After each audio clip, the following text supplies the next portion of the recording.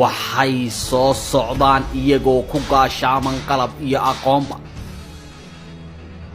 waxay ka siman yihiin damqashada raadadkii ay quluubtooda ku reebeen hadimooyinkii cadaawaha cidina aanay ka nabadgelin ee muddo tirsiga halaagiyo dhibtiisu gashay gugii 16aad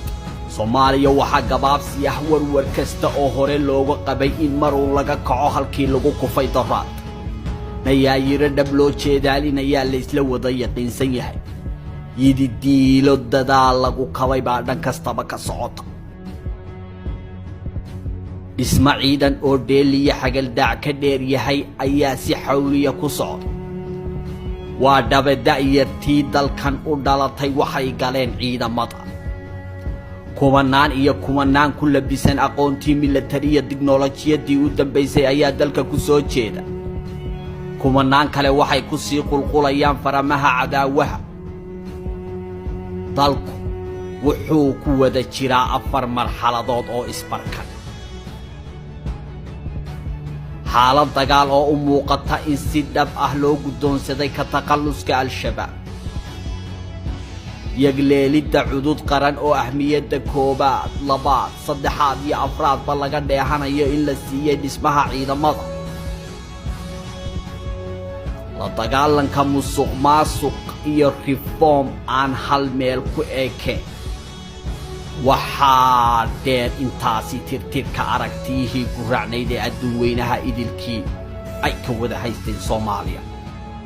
aan dhugane danka ciidamada si weyn ayaa shacabka Soomaaliyeed gudo iyo dibadba isha ugu haya in ciidamo dhismayaan in da'yartii dugsiyada sare iyo jaamacadaha ka baxay xafiisyada ay ka doorbideen dirayska iyo ciidanka in ciidamada xoogga uu hoggaanka u hayo Generaal Daawud Allah u naxariistay dabadeed generaalkii labaad ee ugu da'yara taariikhda ciidamada xoogga dalka waa Generaal Odaywaa oo isagu waliba jaranjarada ciidanimada ka soo koray bilowgii halganka muddada dheer ee cadaawaha lagula soo jiray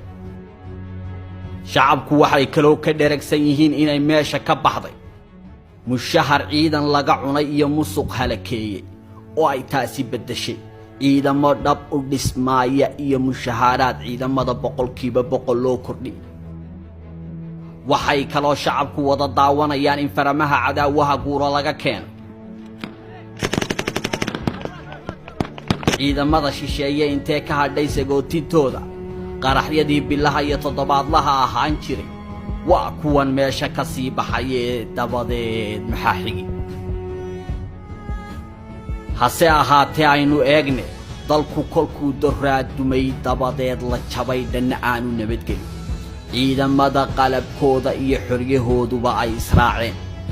waa tii laga dhigay galangal iyo goobaar haddaba kamanaanka daayartee soo dhammaystay aqoonta commandosta military ciidamada ka kooban cirdhul iyo badba ee hormo dalka ugu soo wajahan marka laga yimaado faramaha cadaawaha ay ka dagaalgalayaan xagee loo diyaarshay xeryihii dumay barkood la gatay kuwa kale la qaybsaday qaar kale shisheeyaha la siiyay dib ma loo soo celiyay masala dhisay xeryahaas hawl baa taale maxaa diyaar u ah ciidamada iyaba waa su'aale xagee bay degi dalku xaalad dagaal buu gali wuuna ku jiraa ee si cadaawaha dagaalkooda looga biyo keeno iyana waa su'aal kale maxaa u qorshaa isbitaaladii dumee damdaguugan iyo digaantagaha laga dhigay doraad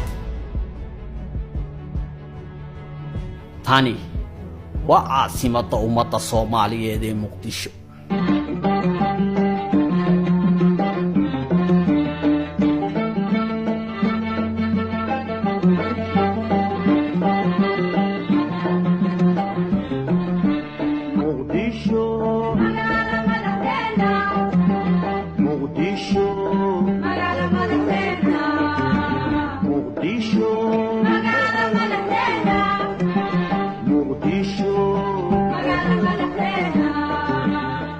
horuu socod geedi nololeed iyo dib u dhis aan baqal laga qabin inuu bariiqo ayaa ka socda ciidamada xeryihii dumay dib badankooda loo dhisayaa oo shaqaa socota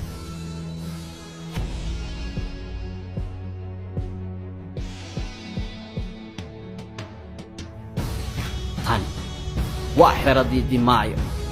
oo diyaarinteeda waxba aanay ka dhinayn.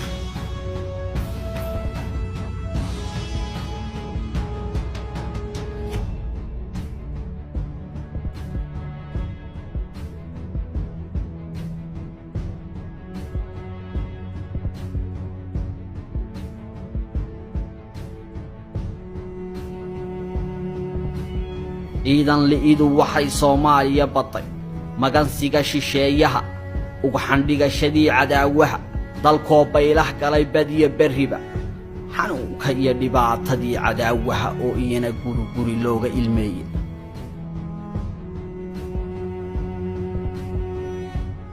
waxaynu diiradda wadajir u saari doonaa maxaa ka lilaahiya dib u soo noolaanshaha iyo didiiladii naxashka saaray.